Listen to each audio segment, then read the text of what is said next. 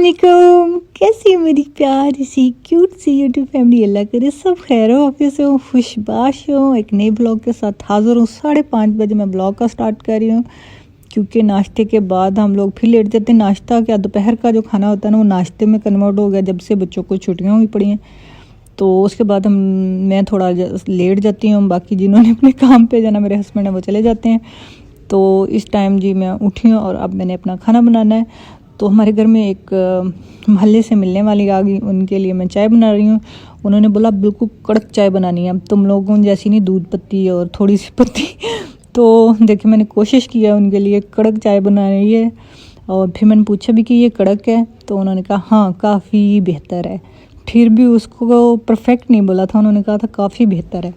हम लोग शुरू से क्योंकि घर की भैंसें होती हैं ना, तो वो कड़क चाय कभी नहीं पी। दूध पत्ती बनाते हैं और दूध पत्ती में जितनी पत्ती डालते जाओ ना, वो वाला कलर नहीं आ रहा होता, वो सफ़ेद ही रहता है, हल्का हल्का ना सफ़ेदी माइल ही रहता है।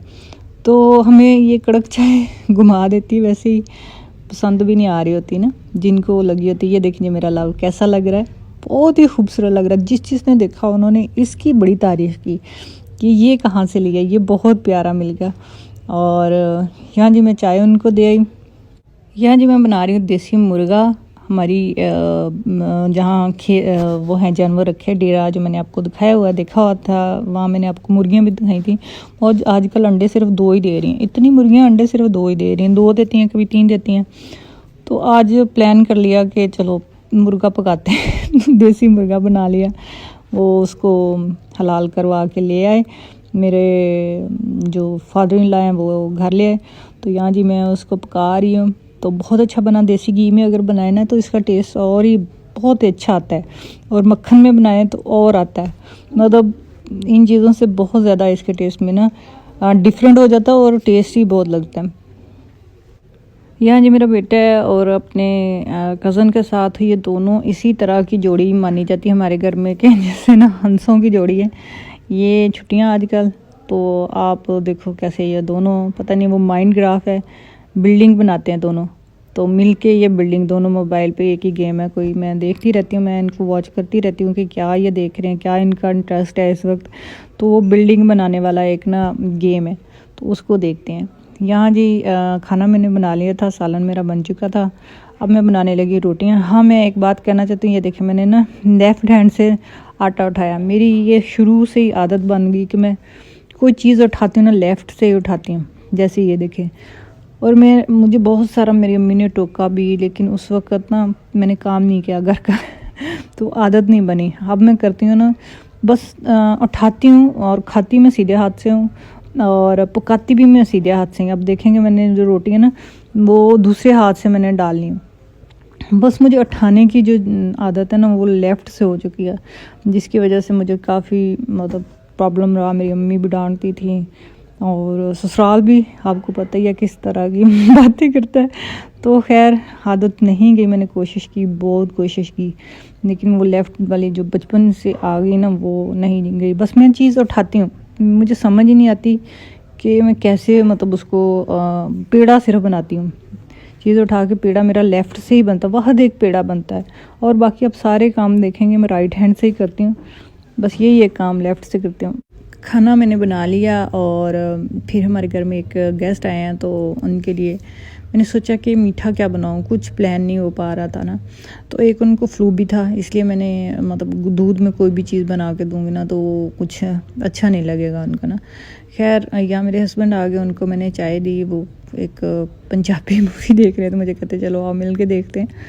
तो फिर हमने थोड़ी सी मूवी देखी। मैंने इनको कहा कि मीठे में कुछ नहीं बना, तो उन्होंने कहा चलो कोई नहीं, फ्रूट चाट ले आते हैं। फिर हम लोग फ्रूट चाट लेने के लिए निकल पड़े। और जैसे हम बाहर निकले तो कुछ लोग खड़े थे, तो पता चला कि हमारे मोहल्ले में मतलब थोड़ा सा दूर फौतगी हो चुकी है। तो इतना अफसोस हो ना, उनको अचानक से डेथ हुई उनकी ना, वो हार्ट अटैक हुआ। तो फिर हमें पता चला कि इधर फौतगी हुई है। तो इस तरह तो आजकल बीमारियों का कोई पता नहीं चल रहा, कहाँ से किधर सच में कोई पता नहीं चल रहा हो रहा ना। अभी मेरे हस्बैंड कहते मैंने तो इनको थोड़ी देर पहले ही देखा था, बाइक पे आ रहे थे। मतलब जानने क्या, मोहल्ले में अगर रह रहे होते हैं तो सारे एक दूसरे को जानती हैं। तो इतना अफसोस हुआ ना उनको सुन के। खैर हम लोग वहाँ पहुँच गए।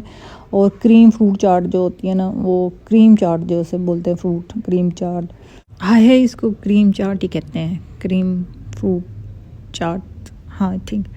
तो ये जी बच्चे तो मेरे खाते नहीं हैं बिल्कुल भी, तो मेरी मदर इन लॉ खाती हैं और हम लोग खा लेते हैं। तो जब भी हमने ये मंगवानी होती है ना, तो फिर बच्चों के लिए कुछ और ले लेते हैं जो उनके पसंद का होता है। लेकिन आज जो है ना, वो स्पेशली हम लोगों ने मेहमान का सोचा है कि उनको देनी है। तो ये देखें, बहुत ही अच्छी फ्रूट चाट इनकी होती है। ये ना शहर से थोड़ा दूर खड़े होते हैं, शहर के अंदर नहीं होते। काफ़ी मशहूर है यहाँ की ना, एक कुल्फ़ियाँ और दूसरी ये चाट जो है ना, काफ़ी मशहूर है इधर की। तो इसलिए ठंड थी, काफ़ी ठंड थी आज तो फिर ना, और तब पता चलता है जब आप घर से बाहर निकलते हो। तो मैं देखती हूँ कि हस्बैंड लोग या बाहर के लोग कितनी मुश्किल की ज़िंदगी देखते हैं, हम लोग घरों में बैठ के कितने सुकून से अल्हम्दुलिल्लाह है। इसलिए ना मर्द को अल्लाह मियाँ ने वाकई बहुत अजीम बनाया। हर किस्म की गर्मी सर्दी और बाहर का काम इनकी सुपुर्द किया हुआ है।